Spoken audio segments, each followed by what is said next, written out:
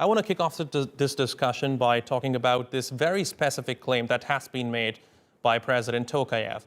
He calls the demonstrators foreign-trained terrorists. In fact, this is something he told his Russian counterpart, President Vladimir Putin, as well. What I would like to ask you is, which foreign entity is he referring to?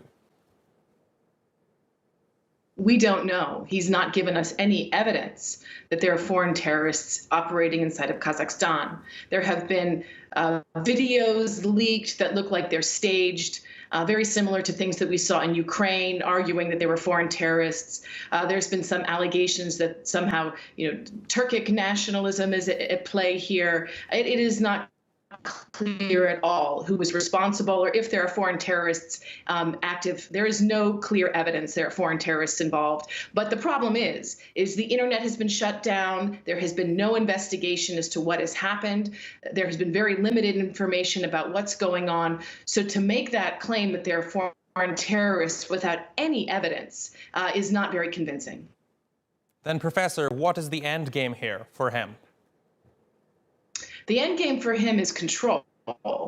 And I think what we have learned over the past several days is that the government took advantage of very legitimate citizen protests against the government, protests over fuel prices, over economic grievances, over corruption, and turn that into an inter-elite game. And so President Tokayev has used this opportunity to gain control of the government. It's not clear who was behind some of the very violent protests in Almaty that really seem to be localized to Almaty. And many people are wondering whether the government was behind that. It's not clear at all. But what we do know as a result of these protests is President Tokayev has taken firm control of the country. He has pushed aside Nursultan Nazarbayev, who's the longtime leader of the country, and is using Russia to solidify that control.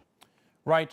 Now, Professor, we are already seeing foreign intervention in Kazakhstan. For example, Russian-led alliances troops have already arrived in the country. How likely is it for Kazakhstan to turn into a battleground between the West and Russia? Well, for Kazakhstan to be central to a battleground between the West and Russia, it has to assume the West has a very strong interest in Kazakhstan. And to the extent that the West has a strategy, has interests, it has to do with the natural gas and oil reserves that are there. And frankly, the United States hasn't said very much about what's going on in Kazakhstan. There doesn't seem to be strong interest in this. And in fact, I think almost the quiet response of the United States almost signifies that the U.S. sort of resigned to Kazakhstan coming under increased Russian control. All right, Professor Jennifer Brick, thank you very much for talking to us here on TRT World.